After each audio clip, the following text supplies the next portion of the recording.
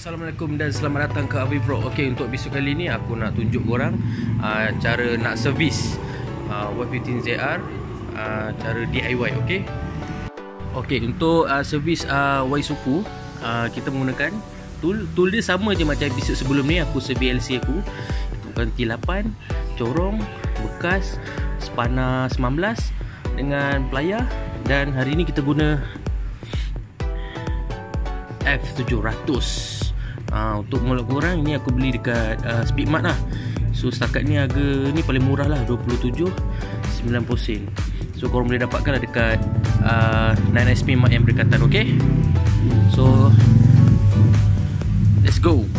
Alright, untuk step pertama korang kena gunakan spana ring size 19.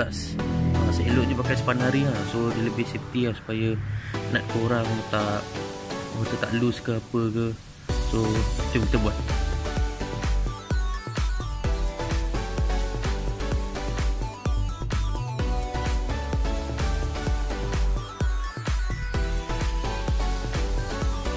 Right, minyak hitam pun aku dah drain kan, aku dah buang. So untuk step kedua sama je.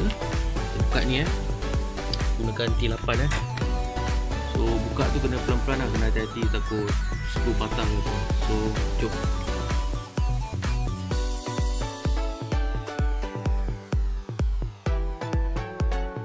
Right, so dah settle. Buka filter. So owner menggunakan filter besi So ni boleh cuci balik lah, boleh lap bagi aku lap saja.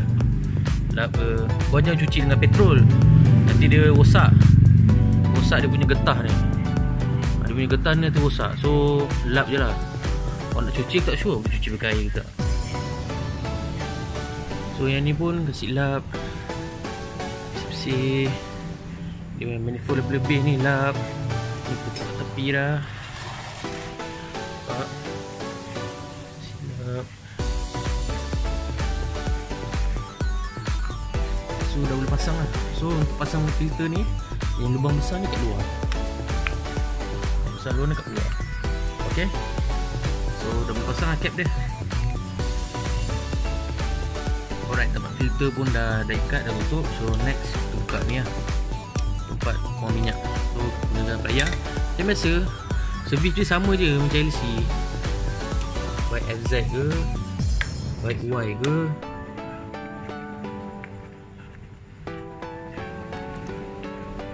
So okay, ni jangan buang hati-hati jangan hilang pula o-ring, nanti terkeluar-keluar minyak dekat sini.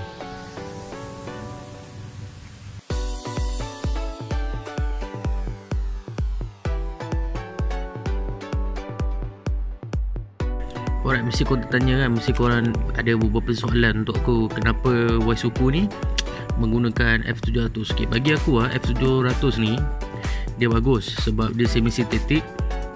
Okay, so dia ada vitamin-vitamin yang boleh menjaga korang punya motor engine, cylinder block, gear apa semua. Sebab sini pun dia dah tulis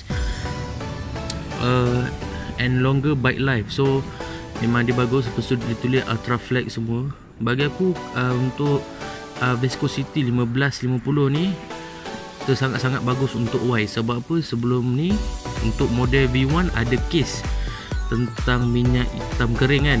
So nak mengelakkan daripada kering tu, memang sepatutnya menggunakan 1550. Untuk 1550 ni memang agak pekat sebenarnya.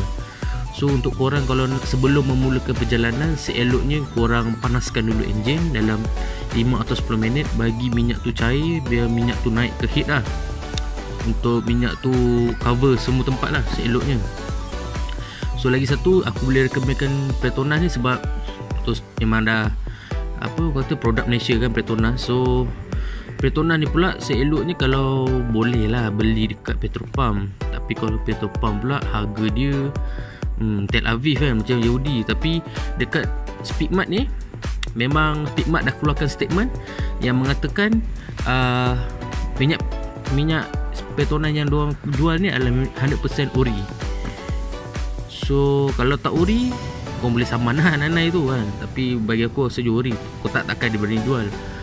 So dia punya ni pun ada Jasoma tu dengan API. Ada orang tak juga apa maksud Jasoma 2 ni. Aku pun tak expert sangat, tapi yang aku tahu benda ni dia akan menjaga korang punya clutch. So kalau korang setengah orang akan pakai minyak selain pada minyak motor, selalunya dia takkan ada jasoma tau. Macam minyak kereta dengan minyak lori, dia tak ada jasoma sebab diorang punya clutch, minyak clutch dengan minyak gear lain. So diorang tak minyak hitam diorang bukan sekali. Macam minyak enjin motor, dia sekalikan. Sebab kita mana ada minyak bersingan kan, so memang satu minyak. So untuk korang kalau nak cuba Sprinter F700, memang aku recommend lah. Banyak lagi brand-brand lain, tak kisahlah 20W50 ke 14 pula 10-40 ke, tak kisahlah mana-mana. Janji korang jaga minyak hitam dan tukar on time, itu paling penting.